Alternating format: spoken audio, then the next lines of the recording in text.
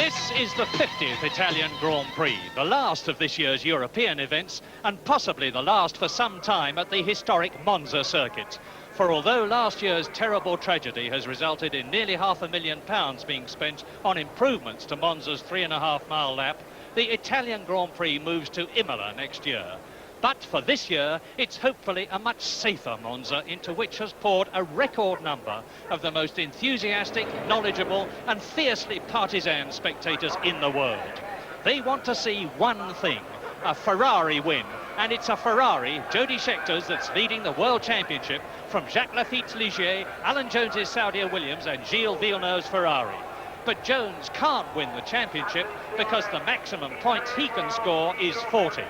But on the front row of the spread-out starting grid, the fastest after practice are the two turbocharged Renaults of Frenchman Jean-Pierre Jabouille and René Arnoux.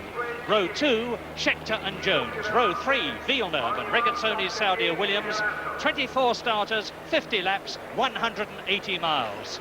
As Jody Scheckter gets into his Ferrari for his 97th Grand Prix, he leads the World Championship and he has finished in every race he's started this year.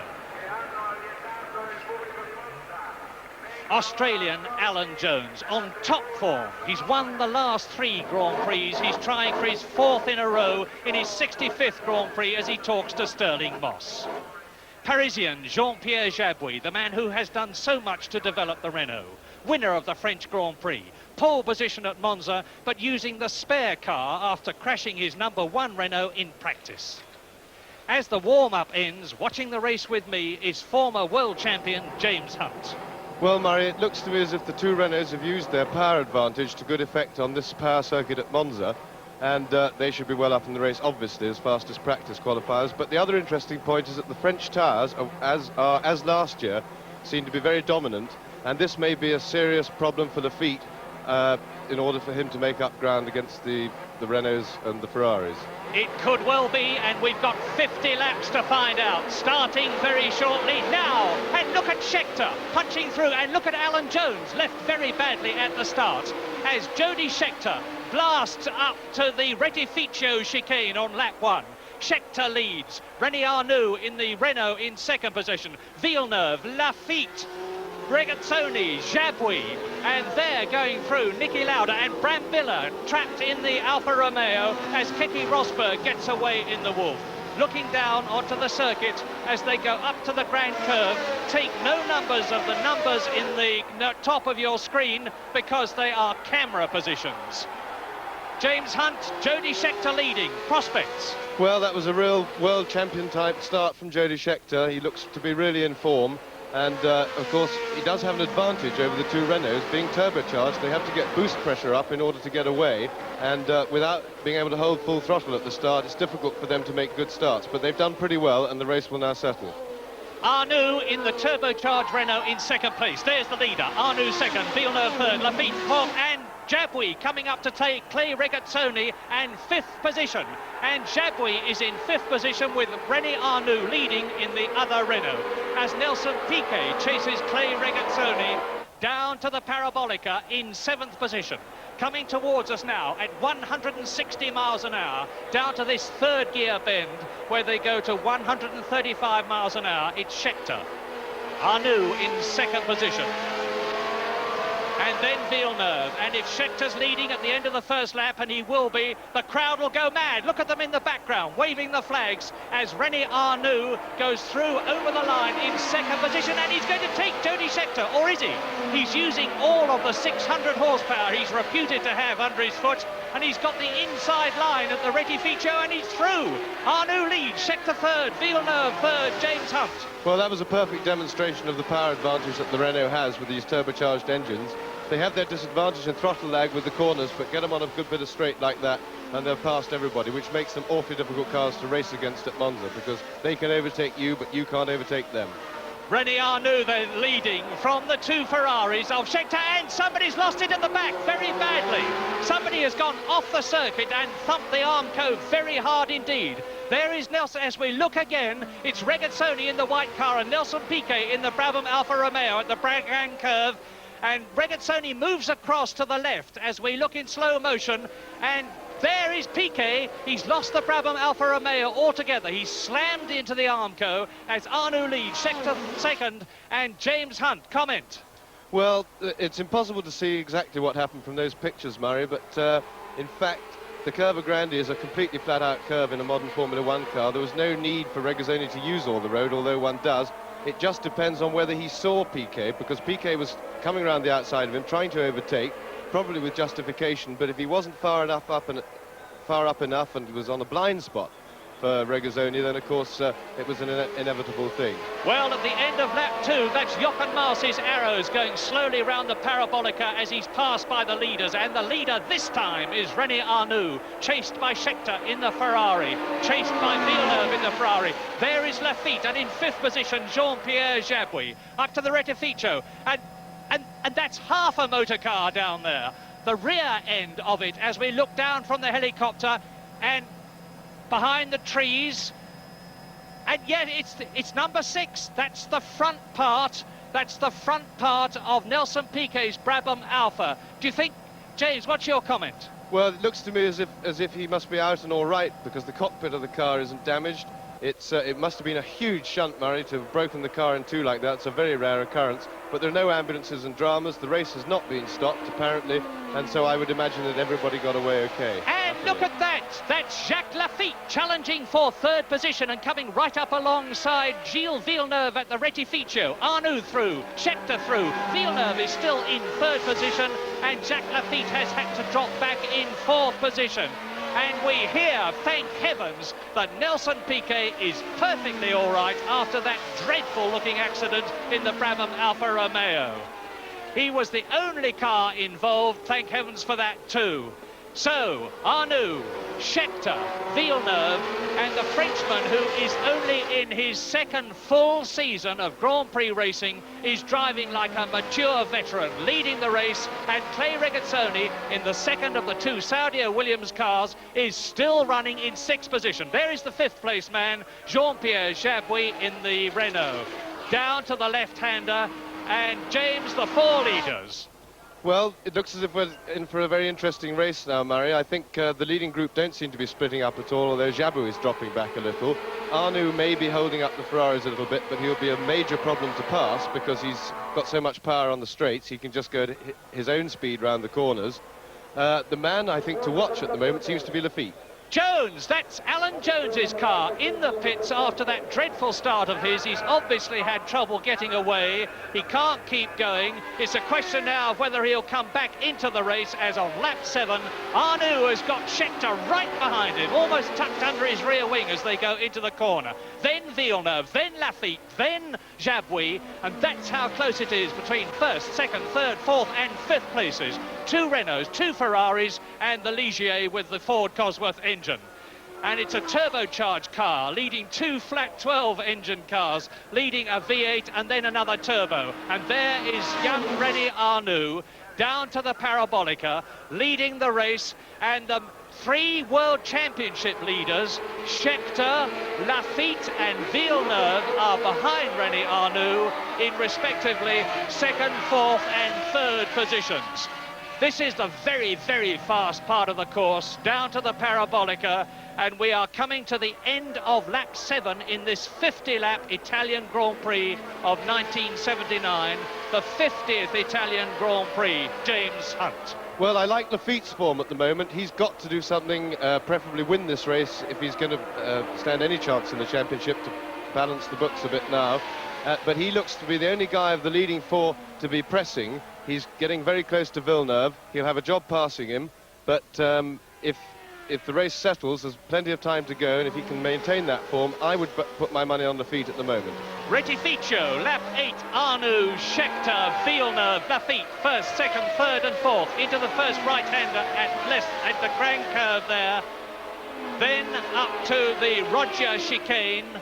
One of the chicanes has been put in to slow down this tremendously fast Monza circuit, where even so the lap record is still 132.1 miles an hour, although it's taken a battering already.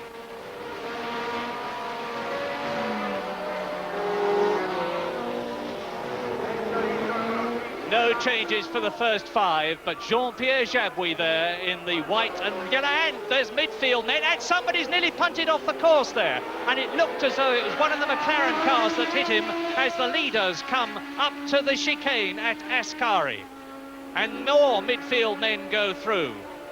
There is Fittipaldi, behind him Keke Rosberg, and look again, that's John Watson in the middle of the screen. Jean-Pierre Jabouille just going out of picture. Pironi on the left, and it's Watson hitting Pironi and lifts the rear of the Elf Tyrrell. James Hunt. Well, that's, again, a very difficult situation to see, but I thought, looking at the picture, that Watson had done enough to get inside Pironi and at least have the right to go around the corner side by side. I thought Pironi shut the door heavily on him and may well have paid the price for it. Lap 13, René Arnoux still leads. Scheckter in the Ferrari in second position. Chasing Arnoux very hard indeed, and Arnoux is seeing Scheckter, of course, all the time in his mirrors. He cannot afford to put one wheel out of position, because behind him is Scheckter. Behind Scheckter is Villeneuve, and the fourth place man, Jacques Laffite in the Ligier, is that close to Villeneuve in front of him. First, second, third and fourth, out of the Roger, up to Lesmo. Arnoux looking as though he's got the race well under command. But no, Scheckter through. Jody Scheckter leads. Villeneuve past Arnoux. Laffite past Arnoux. And René Arnoux, who one moment was first is now fourth. What is your guess, James? Well, it looks as if he may have missed a gear, but no, he seems to be slowing down as well, Murray. I think he's in some sort of mechanical trouble, so either he'll make it to the pits or else he's out of the race. What a transformation, and now look at the Italian crowd, because it is one of their beloved Ferraris as René Arnoux slows down. It is one of their beloved Ferraris in the lead and another of them in second place. And Jacques Laffite tries to take Villeneuve as they come up to the right-hander, and the crowd will now really get excited. You'll see those Ferrari flags wave. There they are in the background. As for the first time, there, Jody Scheckter goes through.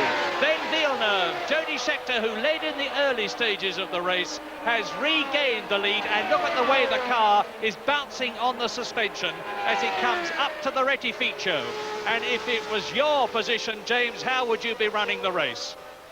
Well, of course, it's different for each of the three drivers. We've got a perfect situation. The three leaders of the World Championship all battling it out for the lead, with, if anything, Laffite looking the man most in form at the moment and pressuring. Jody is in a happy position of having Villeneuve cushioning him from behind, although Villeneuve is no doubt fighting for his own place and his own championship chances. So they're all basically doing battle. Jody, of course, holds the trump card at the moment, but it's a long way to go. So it could be Jody Scheckter for world champion in 1970. And that's John Watson. John Watson, who was in ninth position off the course. Is he going to get back on, James?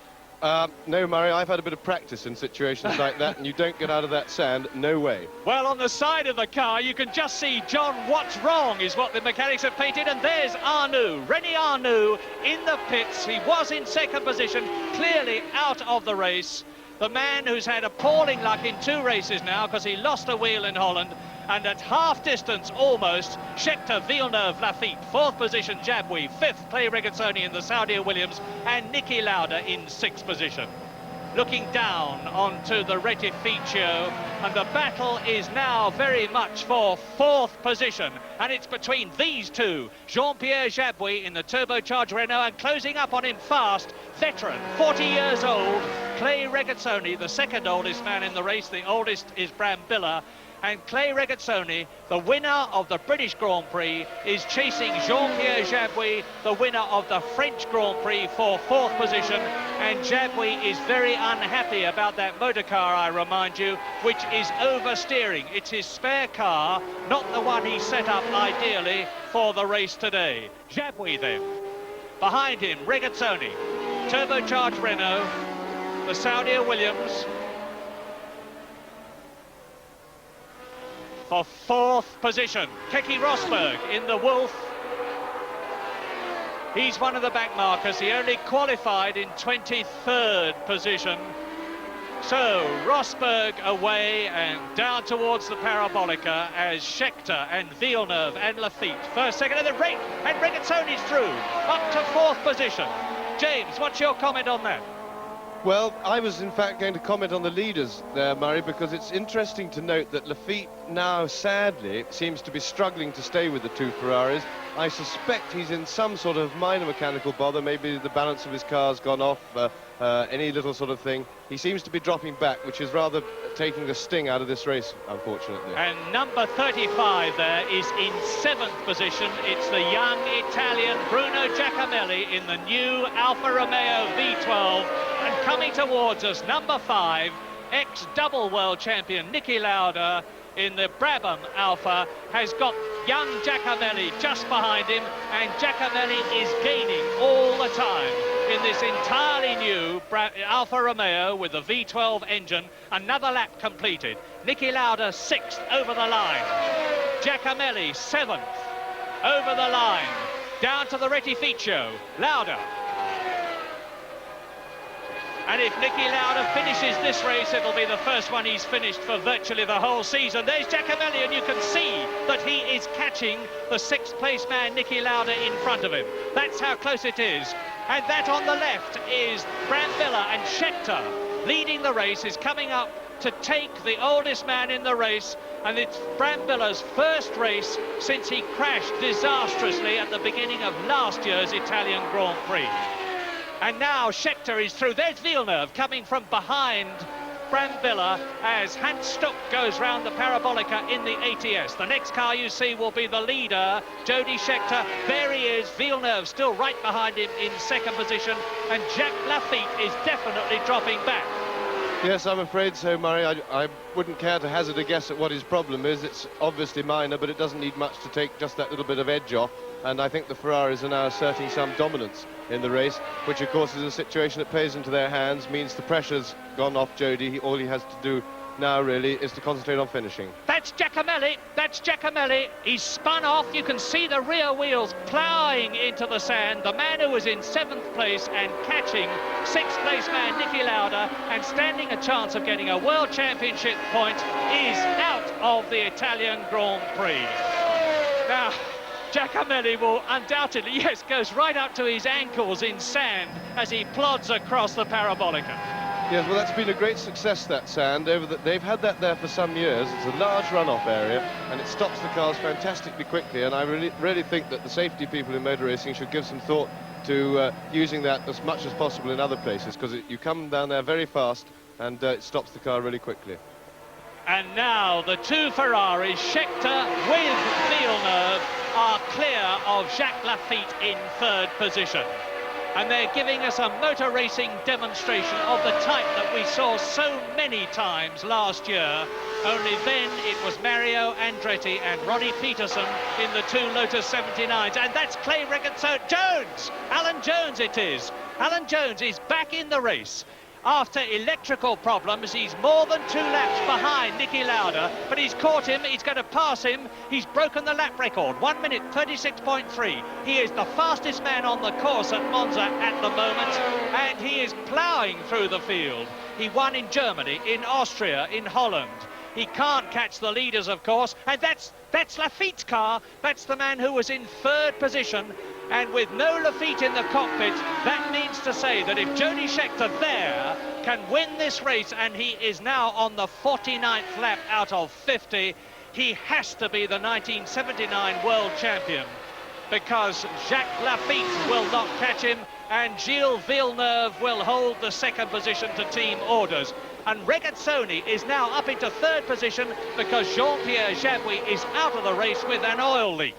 So both the Renaults out, and Jody Scheckter comes down to the Parabolica for the 49th time out of 50. In his wheel track, Gilles Villeneuve, the white car behind them, is in 3rd position. It's Clay Regazzoni, and he has got the gap down from over 7.5 seconds to just under 4 seconds. They are now starting the last lap. Well, Murray, unless we get a last-minute drama, Jody Scheckter's world champion for 1979. As I see it, it's not been a great year, but it's been a reward for thorough hard work by Jody and a long career at the top. He's been knocking on the door. He very nearly won the championship in his first full season in 1974, which was a fantastic attempt. He's driven very steadily. He's taken advantage of other people's mistakes. Other drivers have had their chances, particularly Villeneuve this year. He's been a bit over-exuberant, and Jody has kept ploughing steadily on, picked up the points. Ferrari reliability has been 100% for him, which is a fantastic achievement. And I think he thoroughly deserves it. He'll be a worthy world champion. What a magnificent day for the gigantic Italian crowd. A win for Ferrari, for Scheckter. Second place for Ferrari, for Villeneuve. And in third position, if he keeps it up, Clay Regazzoni, ex-Ferrari team man who has himself won the Italian Grand Prix, now in third position in the Saudi Williams, and there he is. Into the Vialoni for the last time. Into Ascari for the last time. Accelerate up through the gears from 4th to 5th to 160 miles an hour. Into the Parabolica for the last time.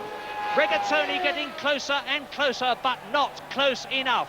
The crowd roars, and well they might, because this is the last corner of the 50th Italian Grand Prix, and it's the corner and the straight that is going to make Jody Scheckter world champion of 1979 as he wins the Italian Grand Prix. Villeneuve second, and in third place in the Saudi Williams, Clay Regazzoni.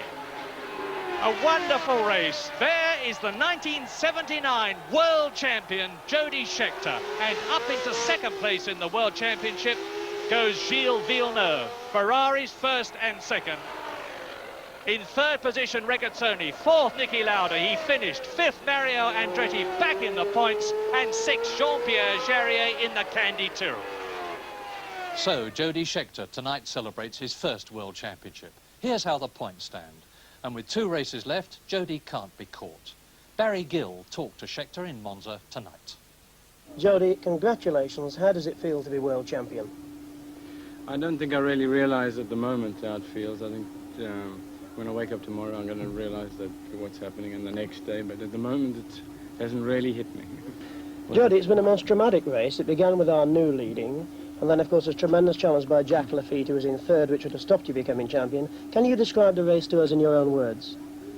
Well, I got a good start. The Renault in front of me stalled. They have a problem with the turbo starting. And I got past that, got a good start. And then Anu passed me on the first straight, because their speed on the straight is very, very fast. And then, really, I just had to stay with him. I was using his toe. My engine was getting a little bit hot, but I could see the dreaded Lafitte coming up there. I didn't quite believe it, but he was there and he was pushing Jill very hard. I could see that, and I was a bit worried at that stage. And then I think he had a little problem with his brakes, he was telling me, and he started dropping back, which was relieving. Well, he dropped out at the end of lap 41, so 9 laps to go, knowing that if you stayed in the lead, you were world champion. What were you thinking at that time? Well, they gave me a sign, Lafitte out, so that was a relief. But really, I didn't want to think of the World Championship or anything, because I knew that I could still make a mistake before the end of the race. You've had an enormous reception from the crowd here. What are you going to do to celebrate? Work, I think. I think being a World Championship is a lot of work, but I'm going to go and have dinner with the mechanics, because I think they've obviously been a big part of it. My car hasn't broken down.